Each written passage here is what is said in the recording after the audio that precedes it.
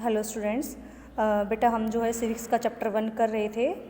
हमने 1% 1 vote 1 value, इससे पहले तक के हमने पार्ट जो है वो पढ़ लिए थे, जिसमें हमने अलग अलग कंट्रीज़ के जो एग्जांपल लिए थे कि चाइना को हम डेमोक्रेटिक कह सकते हैं, नहीं कह सकते हैं।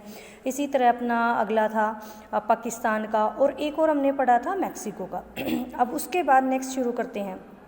नेक्स्ट में क्या कहता है कि कुछ पॉइंट्स दे रखे हैं इसने कि जो पॉइंट्स हमें डेमोक्रेसी के अंदर मिलने ही मिलने चाहिए। जैसे कि previous chapter we read about how the struggle for democracy was link to the demand for universal adult franchise. Universal adult franchise का आई थिंक सभी को पता होगा बेटा, एक मिनिमम एज होती है जिसके बाद वो हर कंट्री में अलग अलग होती है। इंडिया में उसकी अपनी जो एज है 18 है, जहाँ पर आपको राइट टू वोट मिलता है, बिना ये देखे कि भाई आप किस रिच हो पुअर हो, कुछ भी आपका बैकग्राउंड या इस तरह से कुछ देखा नहीं जाता है। आप जैसे 18 ईयर के हो जाते हो आपका वोट बन जाता है, उसको बोला जाता है यूनिवर्सल अडल्ट फ्रेंचाइज, चाहे वो मेल है या फीमेल है। तो इसके कुछ प्रिंसिपल्स हैं डेमोक्रेसी के जो हम देख रहे हैं कि पहला फर्स्ट देखिए जो एसेंशियल होने चाहिए।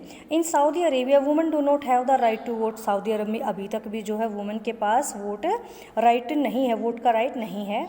एस्टोनिया भी कंट्री का नाम है, क्या कहता है, has made its citizen rules in such a way that people belonging Russian minority find it difficult to get the right to vote. वहाँ पर भी जो रशियन माइनॉरिटी लोग हैं उन लोगों ने भी बड़ी मुश्किल से राइट टू वोट उनको मिला है। इन फिजी, अब फिजी कंट्री की बात कर रहा है, the electoral system is such that the vote of an indigenous Fiji has more value than that of an Indian Fijian. जो इंडिजीनियस फिजी यानी जो इंडिजीनियस वहीं के रहने वाले ओरिजिन मूल रूप से जो वहाँ के वासी हैं उनके वोट का वैल्यू, जो इंडिया से गए हुए लोग हैं जिनको इंडियन फिजी कहते हैं उनके वैल्यू से ज़्यादा है।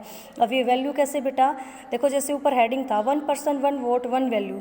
हम यहाँ पर वोट देते हैं, चाहे हमने दिया है, हमसे ज़्यादा किसी रिच पर्सन ने दिया या बिल्कुल पुअर पर्सन ने दिया है, पावरफुल कोई बिजनेसमैन है, कोई किसी भी तरह के उसके डेजिग्नेशन पर है, किसी का भी वोट जो होता है इंडिया में एक ही काउंट होता है, एक पर्सन यानी 1% 1 वोट 1 वैल्यू, चाहे किसने भी वोट कास्ट किया है।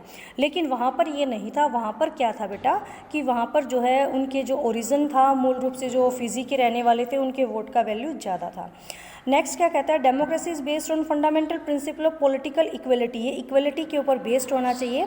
इसमें लास्ट लाइन देखो बेटा, in a democracy each adult citizen must have one vote each vote must have one value. सभी का एक वोट हो और सभी के वोट की वैल्यू एक ही होनी चाहिए। हमें ये कुछ जो फीचर्स हैं वो बता रहा है, ठीक है बेटा। नेक्स्ट देखिए बेटा, rule of law and respect for rights. अब नेक्स्ट जो है कंट्री का एग्जांपल देगा ये हमें, जैसे हमने पहले चाइना के पढ़े हैं। जिम्बाब्वे के बारे में बताता है कि जिम्बाब्वे को जो इंडिपेंडेंस है वो वाइट माइनॉरिटी से मिली है 1980 में, ठीक है, 1980 में वो इंडिपेंडेंट हो गया। Since then country has been ruled by ZANU PF, the party lead the freedom struggle. ZANU PF जो है वो पार्टी रूल कर रही है जब से उनको उसने किसमें फ्रीडम स्ट्रगल, फ्रीडम में भी अपना जो है अपना काफ़ी स्ट्रगल किया था पार्टी ने। और इट्स लीडर का नाम है रॉबर्ट मुगाबे। रॉबर्ट मुगाबे वहाँ का लीडर है। Has been ruling the country since independence, जब से आज़ादी मिली तब से वहीं रूल कर रहा है। Election have been held regularly, election भी रेगुलर होता है। ऑलवेज वोन बाई जानू पीएफ, और पार्टी जो है हमेशा जानू पीएफ ही वो वोन करती है। प्रेसिडेंट मुगाबे, जो अभी इनका जो अभी नाम आया था ना बेटा रॉबर्ट मुगाबे, वो प्रेसिडेंट बनता है और कहता है इज़ पॉपुलर, भाई काफ़ी पॉपुलर है, but use is unfair practice in election. लेकिन वो भी जो है इलेक्शन में अनफेयर प्रैक्टिसेस को यूज़ करता है। Over the year his government has change the constitution several time to increase the power of president. इसने बहुत बार अपना जो कॉन्स्टिट्यूशन उसको चेंज किया, प्रेजिडेंट की पावर को बढ़ाया और अपनी अकाउंटेबल यानी कि अपनी जो उसकी रिस्पॉन्सिबिलिटी है उसको कम किया। Opposition party workers are harassed, और जो अपोजिशन पार्टी वर्कर है उनको हराश यानी कि परेशान करते हैं, उनकी जो मीटिंग है उनको डिस्टर्ब करते हैं। पब्लिक प्रोटेस्ट डेमोस्ट्रेशन को क्या कर दिया इन्होंने, डिक्लेयर इलीगल डिक्लेयर कर दिया, यानी कोई भी इस तरह करेगा वो सब गैर कानूनी है। There is a law that limit the right to criticise the president, और प्रेजिडेंट को जो क्रिटिसाइज करता है इसके लिए भी उसने लॉ बना दिया कि आप उसकी भी क्रिटिसिज्म नहीं कर सकते हैं। टेलीविज़न रेडियो टोटली कंट्रोल है गवर्नमेंट के, यानी कि वहाँ पर भी there are independent independent newspaper but the government harass, कहने को तो इंडिपेंडेंट न्यूज़पेपर बोल दिया कि जो आपकी मर्जी आए जो चल रहा है आप उसको प्रिंट करें, लेकिन उसके बावजूद जो इसके खिलाफ जाता है, जो जर्नलिस्ट इसके अगेंस्ट होता है, उसको भी हरास यानी कि परेशान किया जाता है। The government has ignored some court judgment that went against it and has pressurized judges। और जो जजेज हैं वो भी अगर कोई इस तरह का गवर्नमेंट के अगेंस्ट अपना डिसीजन देते हैं तो उनको भी प्रेशराइज यानी उनके ऊपर भी दबाव बनाया जाता है।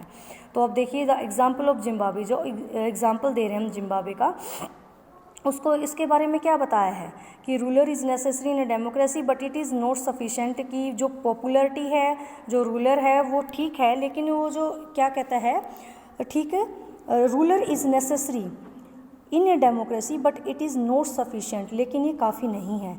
Popular government can be undemocratic, जो पॉपुलर गवर्नमेंट है ज़रूरी नहीं है कि वो डेमोक्रेटिक तरीके से चले, वो भी अनडेमोक्रेटिक हो सकती है। और जो लोगों की, if we wish to assess democracy it is important to look at the election, हमें इलेक्शन को भी देखना चाहिए कि क्या वो इलेक्शन करवाती है, किस तरह से करवाती है, but it is equally important to look before and after the election. There should be sufficient room for normal political activity, including political opposition in the period before election. This requires that the state should respect some basic right of the citizen.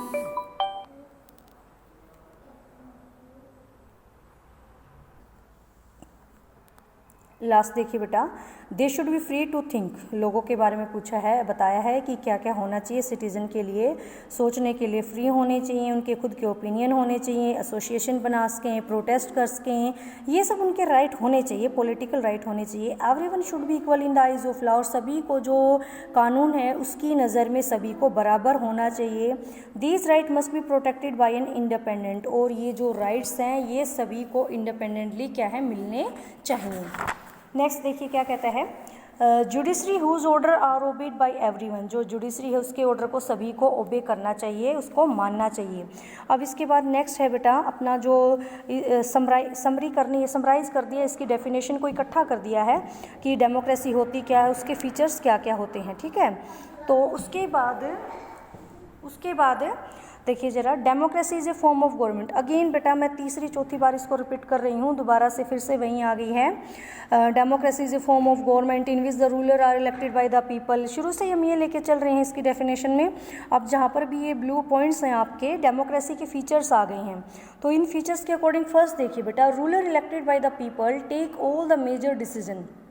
Elected by the people, जो ruler है वो लोगों से elect होना चाहिए और सभी major decision वहीं लें। नेक्स्ट कहते हैं, election offer a choice and fair opportunity to the people to change the current rulers. अब जो है इलेक्शन जो है ऐसी चॉइस दे, ऑफर करे कि जो करंट में चल रहा है वो चेंज हो सकता है, उसको पता होना चाहिए कि भाई आप अच्छा काम कर रहे हो तो कंटिन्यू भी हो सकते हो, नहीं कर रहे हो तो आपको चेंज भी कर देगी पब्लिक। उसके बाद थर्ड कहता है, this choice and opportunity is available to all the people on an equal basis, और ये जो चॉइस और अवेलेबिलिटी है ये इक्वल बेसिस के ऊपर होनी चाहिए। The exercise of this choice leads to the government limited by the basic rules of the constitution and citizen rights. उसके बाद नेक्स्ट देखिए बेटा, वाई डेमोक्रेसी, डेमोक्रेसी को ही हम क्यों चुनते हैं। उसके बाद अगेन जो है डिबेटिंग मेरिट ऑफ डेमोक्रेसी, जैसे हमने बिल्कुल फर्स्ट उसमें जब इसमें किया था, आपने वीडियो में किया था कि ऐसे कुछ बच्चे होते हैं जो मैडम के साथ इसके ऊपर डिस्कशन करते हैं कि डेफिनेशन क्या होती है, क्यों ज़रूरी है, हमने स्टार्टिंग में ये चीज़ें देखी थी। अब नेक्स्ट देखते हैं debating merits of democracy. Merits का मतलब यहाँ पर जो उसके फीचर्स हैं, जो उसके मेन पॉइंट है, उनके बारे में बताने की कोशिश कर रहा है बेटा, ठीक। यहाँ पर बेटा देखिए, अब दोबारा से देखिए एक बार, debating merit of democracy, democracy के बारे में डिबेट कर रखे, वहीं दोबारा से 4-5 बच्चे लिए गए हैं और आपस में मैडम से कन्वर्सेशन उनकी चल रही है कि किस तरह की होनी चाहिए, रूलर कैसा होना चाहिए, उसको ऑनेस्ट होना चाहिए या फिर किस तरह का होना चाहिए, डेमोक्रेसी के अंदर इलेक्शन में कैसे होता है, कुछ इस तरह की ये सारी चीज़ें देख रहे हैं आप। नेक्स्ट देखिए जो आगे हम शुरू कर रहे हैं अगला, आर्गूमेंट अगेंस्ट डेमोक्रेसी, कि आर्गूमेंट क्यों दिए जाते हैं, डेमोक्रेसी के अगेंस्ट में क्यों दिए जाते हैं। इसके बाद हम इसके फेवर में भी पढ़ेंगे, अभी हम अगेंस्ट में पढ़ रहे हैं। तो अगेंस्ट में देख रहे हैं बेटा, यहाँ पर देखिए अगेंस्ट में एक अपना अगला क्वेश्चन भी बन जाएगा कि डेमोक्रेसी अच्छी नहीं है, उसके बारे में बताया। अगेंस्ट का मतलब इसके अपोजिशन में, अपोजिट में हमें तर्क देना है, बताना है। फर्स्ट क्या कहता है, leaders keep changing in a democracy, this lead to instability. Leaders अक्सर चेंज होते रहते हैं जिससे कि इंस्टेबिलिटी यानी अस्थिरता की स्थिति बनी रहती है। नेक्स्ट कहता है democracy is all about political competition and power play. सारा का सारा जो है ना ये अपना पॉलिटिकल कंपटीशन है, पावर प्ले यानी कि जो सत्ता का खेल है उसको कह सकते हैं। अभी पावर पाने के लिए there is no scope for morality, morality के लिए, नैतिकता के लिए यहाँ पर कोई स्कोप नहीं है। थर्ड पॉइंट कहता है बेटा so many people have to be consulted in a democracy that it leads to delay. और अक्सर ऐसा देखा जाता है, इस बारे में चर्चा की जाती है, बताया जाता है कि डेमोक्रेसी में अक्सर जितने भी अपने डिसीजंस होते हैं वो डिले हो जाते हैं। अगला है elected leader do not know the best interest of the people, it lead to bad decision. जो लोग इलेक्ट होते हैं, लीडर इलेक्ट होते हैं, उनको जो है लोगों की चॉइस के बारे में, इंटरेस्ट के बारे में नहीं पता होता है, इसलिए वो कई बार बैड डिसीजन, गलत डिसीजन लेते हैं। नेक्स्ट कहता है democracy lead to corruption for it is based on electoral competition. जो डेमोक्रेसी है उसके अंदर खुद ही बहुत सारा करप्शन फैला हुआ है, जिससे कि यहाँ पर जो काफ़ी इलेक्टोरल कंपटीशन है और ज़्यादा बढ़ जाता है। लास्ट पॉइंट बताता है ordinary people don't know what it is good for them, they should not decide anything. जो ऑर्डिनरी यानी कि हमारे सामान्य या आम सिटीजन जो होते हैं उनको नहीं पता होता कि उनके लिए अच्छा क्या है, बुरा क्या है। तो इसका एक ये भी जो है डीमेरिट इसके बारे में बता रहा है।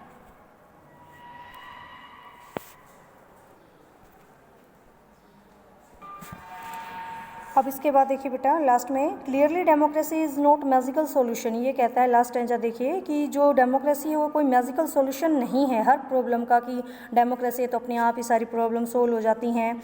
It has not ended poverty, इसने पॉवर्टी को ख़त्म नहीं किया, अभी वर्ल्ड में चल रही है। Democracy as a form government only ensure that people take their own decision, this does not guarantee that their decision will be good. जो डिसीजन ले रहे हैं इसकी कोई गारंटी नहीं है कि वो बिल्कुल अच्छा ही होगा। People can make mistake involving the people in these decisions does lead to delay in decision making. It is also true that democracy leads to frequent changes in leadership. Sometimes this can set back big decision and affect the government efficiency. कई बार इस तरह के decision होते हैं जो government की efficiency के ऊपर काफ़ी अपने प्रभाव छोड़ते हैं। अब नेक्स्ट क्या कहता है कि these arguments show that democracy of the kind we say may not be the ideal form of government, but that is not a question we face in real life. The real question we face, हमारा जो question हो गया है, is democracy better than any other form of the government. अब जो हम बात करेंगे वो किसके ऊपर करेंगे बेटा, क्या जो गवर्नमेंट है डेमोक्रेटिक गवर्नमेंट है किसी भी any other form of government से बेटर है या नहीं है। एनी अदर में आप नॉन डेमोक्रेटिक डिक्टेटरशिप हो सकता है, मोनारियल यानी जो राजा का सिस्टम था वो हो सकता है। तो इसके बारे में देखिए argument for democracy. Argument for democracy यानी कि अब हम आर्ग्यू कर रहे हैं डेमोक्रेसी के लिए, अब इसके फेवर में हम बता रहे हैं। इससे पहले हमने इसके अगेंस्ट में बातें की हैं, अब अगेंस्ट में करने के बाद इसके बाद हम लास्ट में फिर आ जाते हैं इसके फेवर में बातें करने के लिए। China famine of 1958-61 was the roast recorded famine in world history. Famine का मतलब बेटा जो अकाल पड़ना, चीन में बहुत ही क्या कहते हैं कि काफ़ी भयंकर अकाल पड़ा था। 58-91 जो पीरियड था उस टाइम पर पूरे वर्ल्ड में आज तक का nearly 3 crore people died in this famine. कहता है कि करीब 3 करोड़ लोग इसमें मारे गए थे। During those days India's economic condition was not much better than China. उस समय पर हमारी भी जो इकोनॉमी थी वो भी चाइना से कुछ ज़्यादा बढ़िया नहीं थी। Yet India did not have a famine of the kind of China had. हालांकि इंडिया में ऐसा कोई भी फेमाइन आया नहीं है। Economics think that this was a result of different government policy in the two country. Economics जो हैं थिंकर वो बताते हैं कि दोनों की जो इकोनॉमिक पॉलिसी हैं उसके कारण ऐसा हुआ। The existence of democracy in India made the Indian government respond to food security in way that the Chinese government did not. हमारी जो गवर्नमेंट थी उसने क्या लिया कि भैया कम से कम सभी लोगों तक जो किसके लिए रिस्पॉन्स किया, फूड स्क्रेसिटी यानी कि खाने की कमी नहीं होनी चाहिए। हमारी गवर्नमेंट ने इसके लिए खुद को जिम्मेदार मानकर और लोगों तक ये सब सप्लाई पहुँचाई। जबकि जो चाइना की गवर्नमेंट थी उसने ऐसा कुछ भी नहीं किया, लोगों के लिए नहीं किया। लोग मर रहे हैं, मरने दीजिए, उनकी तरफ उनका कोई भी रिस्पॉन्सिबिलिटी नहीं थी। They point out that no large-scale famine has ever taken place in an independent and democratic country. If China too had multi-party election and opposition party and the press free to criticize the government, then so many people may not have died in the famine. This example bring out one of the reason why democracy is considered the best form of the government. इस example को देखकर हम बता सकते हैं कि जो form है गवर्नमेंट की वो हम क्यों कंसीडर कर रहे हैं कि वो बढ़िया होती है या होनी चाहिए। उसके बाद फोर्थ पॉइंट पर देखिए बेटा, ए नॉन डेमोक्रेटिक गवर्नमेंट में and can respond to the people's need, but it all depend on the wishes of the people who rule. If the ruler don't want to, they don't have to act according to the wishes of the people. A democratic requires that the ruler have to attend the need of the people. जो ruler होता है लोगों की need को समझे, उसको attend करे, उनकी जो प्रॉब्लम उनको सोल्व करना चाहिए। तो फर्स्ट पॉइंट आपको यहाँ से मिलेगा, a democratic government is a better government because it is a more accountable का मतलब होता है बेटा responsible form of the government, क्योंकि जो डेमोक्रेटिक गवर्नमेंट है वो लोगों के लिए ज़्यादा रिस्पॉन्सिबल होती है। अगर कोई भी इस तरह की चीज़ होती है, कभी फेमाइन हो गया या कभी कोई और ऐसा नेचुरल जो डिज़ास्टर या इस तरह से आता है, तो सबसे पहले जो गवर्नमेंट होती है डेमोक्रेटिक गवर्नमेंट वो लोगों की मदद के लिए आगे आती है।